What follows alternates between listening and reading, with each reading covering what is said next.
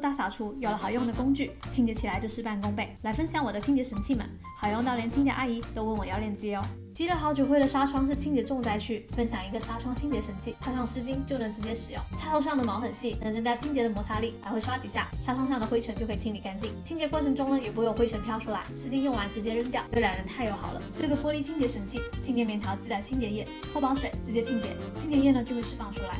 刷子的另一端是刮片，可以刮干净积水。刮头的这一端呢还有喷壶，可以对置柠檬酸喷雾，用来清洁浴室玻璃门的水垢。刮头刮的时候呢，还可以收集脏水，水不会滴下来，这样子可以避免二次清洁。大面积的玻璃很快就清洁干净了。年底了，别忘了也给马桶来个深度大清洁。这种百洁布刷头的马桶刷，摩擦力比普通马桶刷强。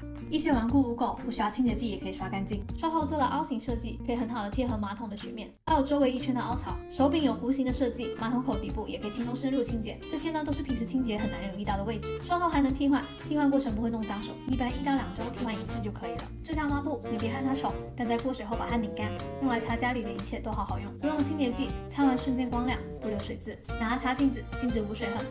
擦水龙头，水龙头锃亮如新。擦镜面电极，表面反光到可以当镜子，好用到狂打扣，一条才2块多。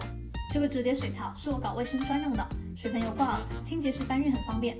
它中间有水塞，可以直接放水，就像是一个可移动的拖把池，还可以用来浸泡消毒清洁工具。用完晾干后折叠起来，薄薄的，收纳不占地方。年底深度清洁，别忘了重点清洁高空灰尘，用这根除尘掸就可以搞定。它不仅能够伸缩，还可以调整角度，把空调顶部、吊灯、窗帘轨道、门顶，还有柜子的顶部逐个清洁一遍。而低空位置则重点清洁书架、台面和装饰摆件，这些同样爱积灰的位置，我一般都是用到脏到不行才替换新的。双头缝隙刷也要安排上，它有2个不同厚度的缝隙刷，刷毛是属于比较硬的，爬进缝隙后来回刷，就会有很多脏东西跑出来。不用它清洁下缝隙，真的不知道原来有这么脏。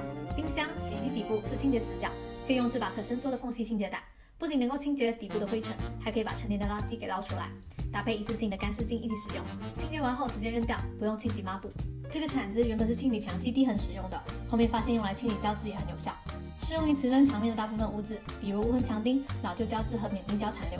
也可以用这个铲子轻松铲除，但如果是木质家具上使用，需要非常小心，因为很容易把木皮给